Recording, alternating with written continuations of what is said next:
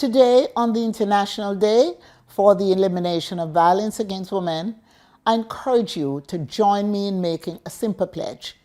Let's pledge to treat each woman and girl in the same way as we would wish for our grandmothers, our mothers, our sisters, and our daughters to be treated.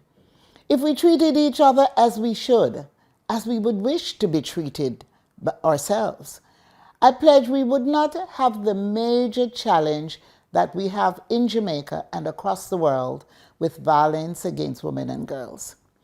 At this moment, a woman somewhere in our country is being slapped, beaten, pushed, kicked, attacked with a weapon or threatened with a weapon. None of us can be satisfied with this situation. It is time to end the numerous heartless, callous, horrific, and brutal attacks against our women. The violence can end. It must end. And if we work together, we will end it. For too long, too many of us have turned a blind eye to violence against women, particularly domestic violence. We speak of it in hushed tones. We put a stigma on the victims, and we rarely, if ever, mention the perpetrators. We have to change all of that. The government must lead, and we are doing that through a raft of legislation, programs, and initiatives, including the establishment of safe spaces for women who need help to leave violent relationships. But each of us, in our private capacities, must also help. Violence against women isn't a trivial man and woman story. It is a major evil in our world today, from which many women do not survive. We have to take a stand against it. We must take a stand against it. This evening, we continue our push to unmask domestic violence. During the next 20 minutes, we will hear from Beverly Gordon, a courageous woman who has survived domestic violence and has shared her story in the hope that it can help another woman somewhere. I want to thank Beverly for her candor and for helping us to face an issue that too many have tried to sweep under the rug. I offer hope and encouragement to any woman watching who is going through something similar. Your life does not have to be this way. There is a better way. Just reach out to us. We will reach back to you. We will be compassionate and we will help. Remember, you're not alone.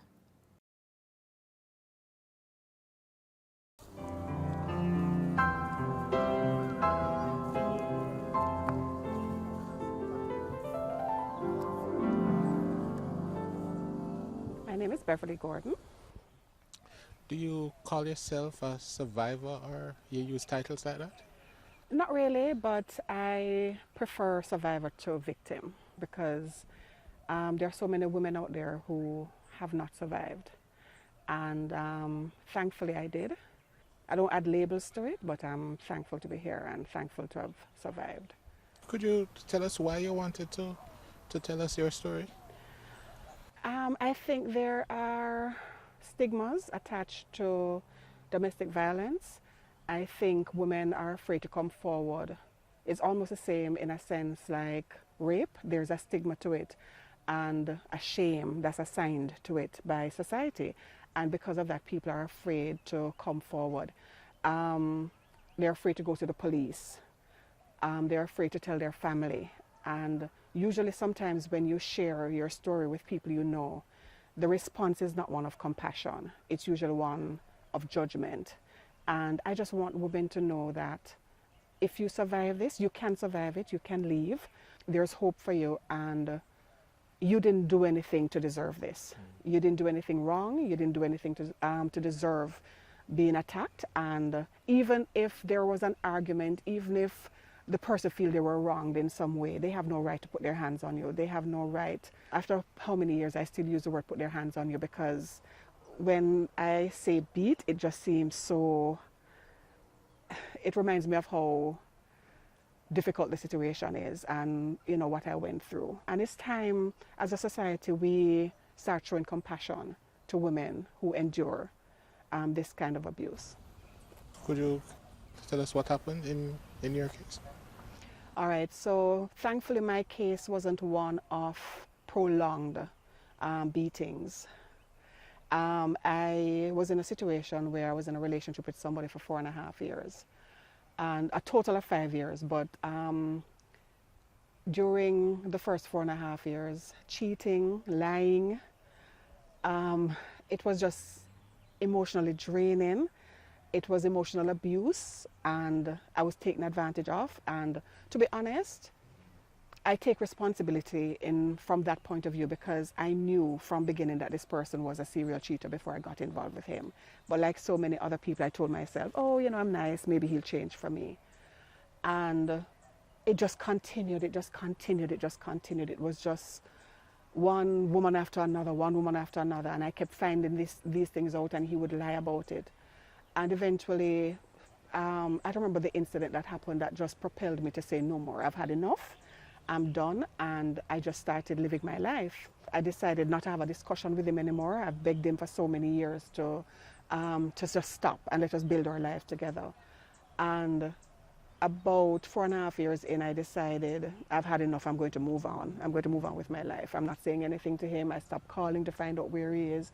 I stopped checking on him.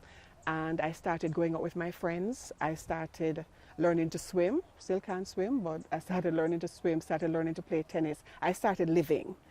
And I started seeing somebody. And I came home one night, and it's strange enough, one night I was sick because I have asthma and sinus issues. And I came home one night, I had no voice. I couldn't speak, and he was waiting at my apartment for me. And he asked me where I was coming from. I had a little puppy, and I bent down to, you know, give my puppy the dinner. And while I was coming up, I got a right uppercut. He just gave me one uppercut into my right eye, and I fell on the ground. And he took my bag, disappeared into my house. He still had a key to my apartment, and he disappeared into the house. And he came back, and he kicked me. And he said to me, get up off the floor and go in the house. And I had no voice. I couldn't scream. I couldn't call for help. I was hoarse. My voice had gone. I couldn't call for help. Nothing. I was just lying there on the ground. And he left, and I lied down there for minutes because I was in such shock. I couldn't believe that had happened. And this was somebody who never raised his voice at me. He never hit me before. He was never aggressive with me. So it came as a shock. And I lay there for a few minutes. I couldn't call my neighbors. I couldn't do anything. And eventually I crawled into the house and went into my bag to take out my phone. And I realized the reason he took my bag was because he took my phone out of it, and he left the bag in the house. And I was confused, I was hurt, I was crying, I didn't know what to do. And in the middle of the night, this was probably after 10 o'clock in the night, and I walked up, I was living in Portmore at the time, and I walked up to the phone booth, and I made a call to somebody he knew. And, you know, she was asking him, you know, what's going on? And he was just, you know, casual about it. So I packed his things up because he had stuff at my house, and I packed them up and I put them outside, and I told somebody to tell him that they were there. I went to work the next morning. My face was swollen and black and blue, and I went to work the following morning. The good thing is my glasses had a tint in it, so I was able to hide it for most part and a little makeup. And I told my co-workers what happened. I couldn't find it in my heart to call my brothers and tell them. My brothers raised me. None of them ever, I've never seen any of them abuse anybody. And I couldn't find it in my heart to call them. One of my brothers was a soldier, one was a police, and I just couldn't find it in my heart to say to them that this happened. And I told two of my female co-workers, and, you know, they said, you know, what do you want to do? Do you want to report it to the police? And I said, you know, what is going to come of it if I tell the police? And I was afraid, you know, I was so afraid. And his brother came to me, and his brother was crying and begged me to take him back, asked me, you know, plead with me to take him back. He was calling and apologizing. And in my stupidity and, you know, being in love and, you know, somebody who has meant so much to me for years, I agreed to take him back. And that was a big mistake. He promised me he would never do it again. He said, you know, it was just because he was angry in the moment, and because he found out that I was having conversations with somebody else, and, you know, he was just jealous. And I took him back, and it happened 2 more times after that. I remember one night we were in the house, and he said something to me that I didn't like, and I responded in a way he didn't like, and he just started fisting me in my stomach and in my legs. Just, he didn't hit me in my face that time. I tried to fight back, but just the rage he had, I couldn't defend myself. And he kept threatening, all through this, he kept threatening to kill me.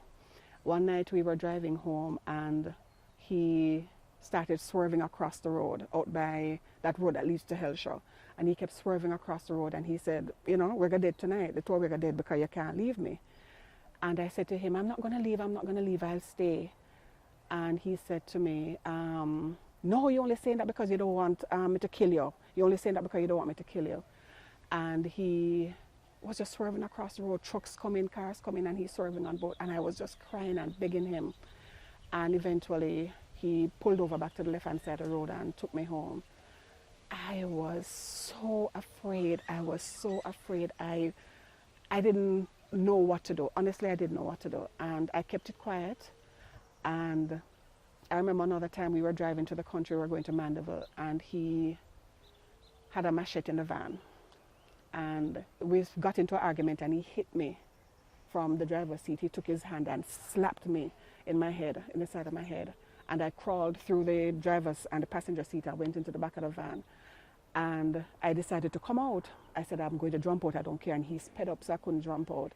And he actually took up the machete and started swinging while he's driving, and he's swinging the machete wildly so I couldn't get to the door. And every time I got to the door and swung the door open, he stepped on the brake so that I would fly forward and so the door would shut back. And he just kept swinging that machete. And the machete did eventually hit me in my hand. It didn't cut me because it was the head of it, the one of the round head machete, and it hit me in my hand, so my hand was bruised for a little bit. And then there was a third time he hit me and in the house, and, you know, punched me up. And that night he went to sleep, and I sat there looking at him. And I was just there thinking, imagine, you have cheated on me. You know the worst part of all of this? He added no value to my life. When I look back at it, this man added no value to my life. He wasn't paying any of my bills. He wasn't contributing to my rent. He wasn't buying any groceries. He wasn't doing anything. He more benefited from the relationship than I did. And I said, why? You know, why? I started blaming myself, and I said, why did I allow this to happen to me? Why, you know, have I put up with this for so many years till it got to this point where now I can't leave? And I sat there that night, and I cried, and evil said to me, boil some water and throw it in his ears. And the Holy Spirit said, no, you have to leave. No matter what happens, you have to leave. And that night I made up my mind that no matter what happened, I was going to get out.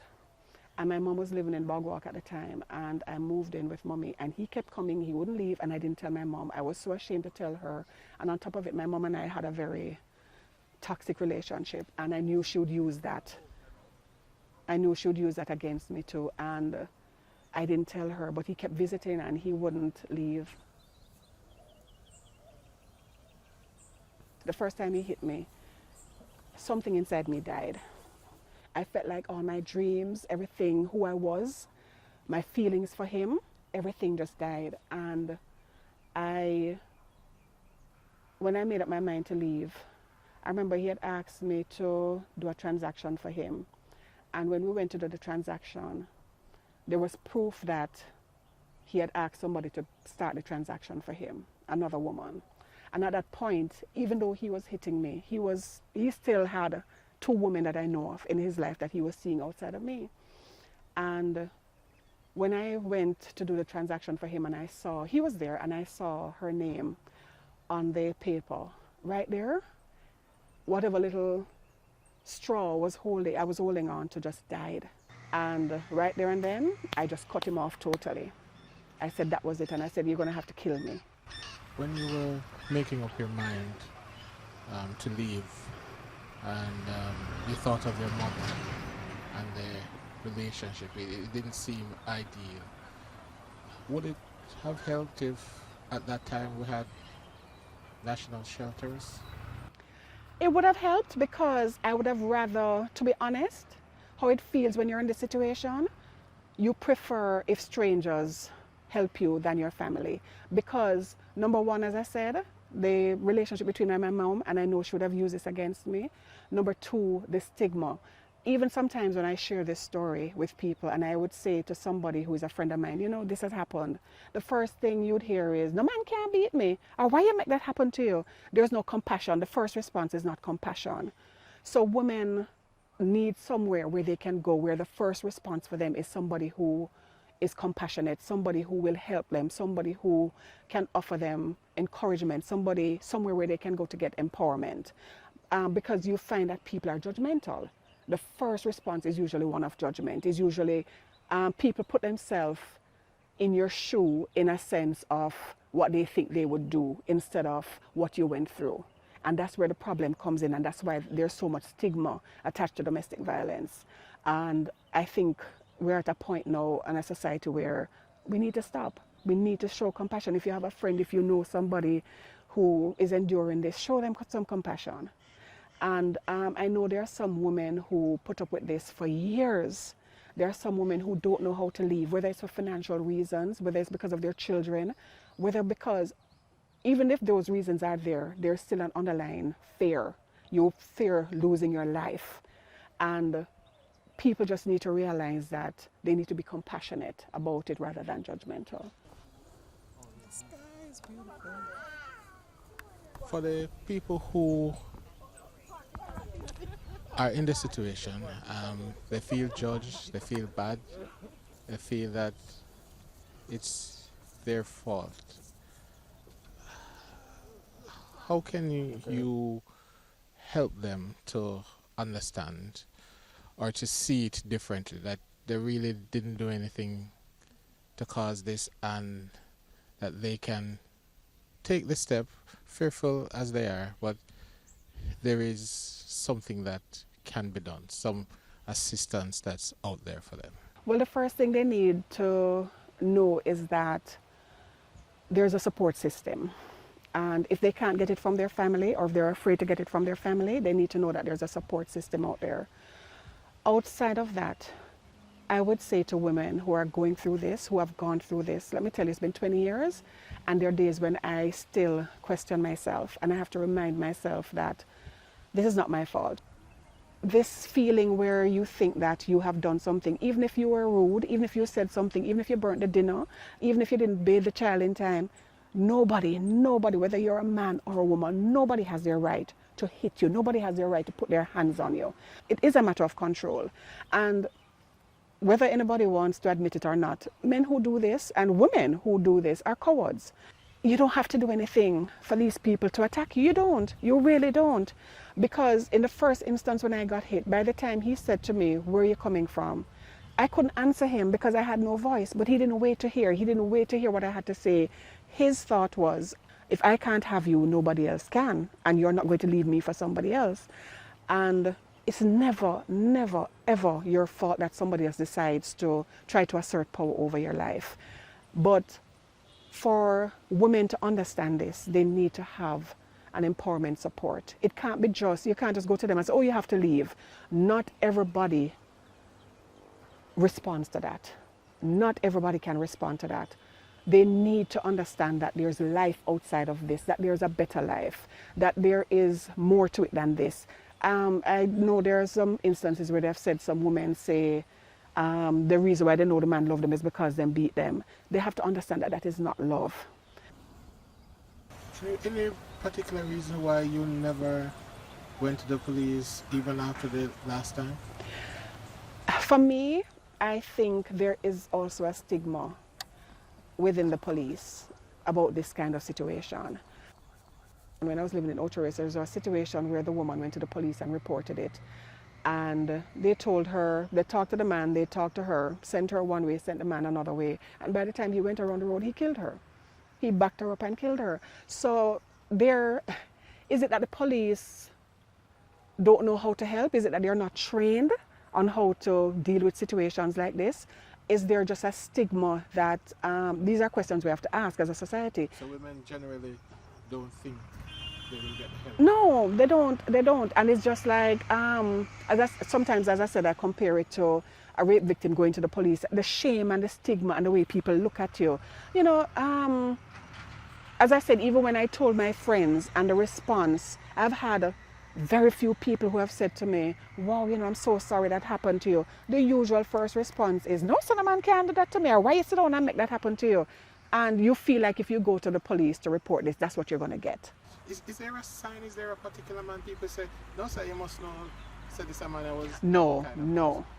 Where I went wrong in this relationship, where I know I should not have gone into this relationship, because there are red flags. There are usually red flags at the beginning of a relationship in terms of the person's personality. So I knew he was a serial cheater before I got involved with him. So I knew I should not have gone into the relationship for that reason. However, in terms of aggression, in terms of being an abuser, never. There was never, ever, ever anything in his personality.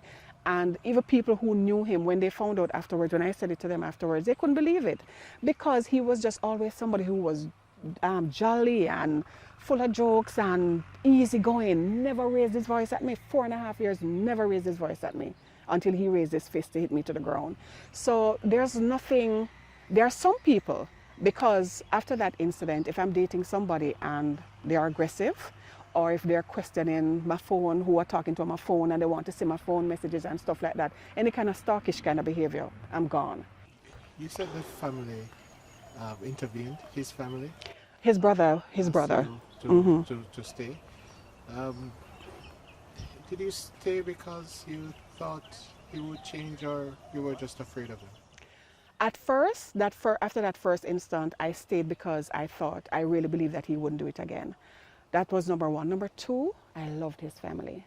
He's from a big family like me, but his family is so close-knit and they're so loving, caring set of people, and I stayed because of that. And something that some people don't know is that after he hit me that first time, he actually asked me to marry him. And even while we were engaged, he was still cheating, and he hit me 2 times after that and was still threatening my life. So when his brother came to me and asked me, at that point, the fear, that extreme fear had not set in yet. It was more, I was in this relationship for 4.5 years. Maybe it was just a one-off thing. He has never displayed this kind of behavior. So I gave it all kind of excuses. And that's my fault. I take full responsibility for that. I found every excuse in the book to say, you know, let us try it again. And I regret it. Every day I regret it. For women who are in this situation, they're coming up with some of these things. We change, oh, he's asked me to marry him, we can work it out. Leave, run, run, run. As Jamaican people say, take your 2 foot in your hand, run, run as far as you can.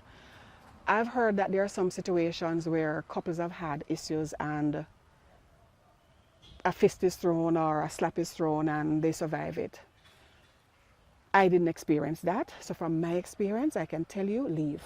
Don't wait for him to give you any excuses. Don't listen to any excuses. If you fear for your life and you have to wait until he's out of the house to pack your things and go, if you have to call the police to help get you out, whatever it is, find a support system and go. Find a support system and go, but don't stay. Don't ever let anybody convince you that this was a one-off thing and they won't do it again. Leave. I had to walk away from my life, because if I had stayed in that situation, let me tell you, one of 2 things would have happened. Either he would have killed me or I would have killed him, because I got to a point where I was so angry, and that thing left me, and it damages your life, because that thing left me so angry for years. I would blow up at people for no reason. I was so angry. And thankfully I had a boss who supported me and sent me to therapy, and it helped. But it left me angry, it left me broke emotionally, it left me broke financially, it left a mental scar. And it will damage your life. And if you don't get the help you need, and if you don't walk away, you might lose your life. Do you find that in the 20 years things are a little bit easier for women who want to leave? You find that society has changed its views, or we're still at the same place? If we have taken a step, it's a baby step. We're shining a light on it now, but it's still sort of in a fishbowl kind of situation. Us as Jamaicans, I think we need to get to a point where, as a neighbor, as a friend, as a confidant, as a co-worker, if you know somebody who is going through this, if you see signs of it, lend a listening ear. If you realize that they are stuck, see what you can do to encourage them. Find a way to encourage and empower them to love themselves, because that's where it's going to begin. They have to realize that they're more valuable than what is happening to them. They're more valuable to other people than they are to this human who is beating them up. Somebody has to teach them that there is value to your life. And that's where we have to start.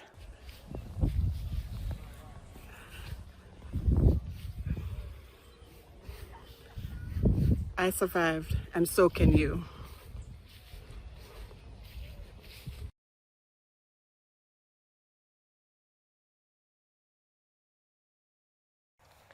We know that there are many women who are living in circumstances that Beverly described. Like her, you too can become a survivor, and we are here to help. I'm Dr. Tamika Peart, and I am the director of the National Shelter Program.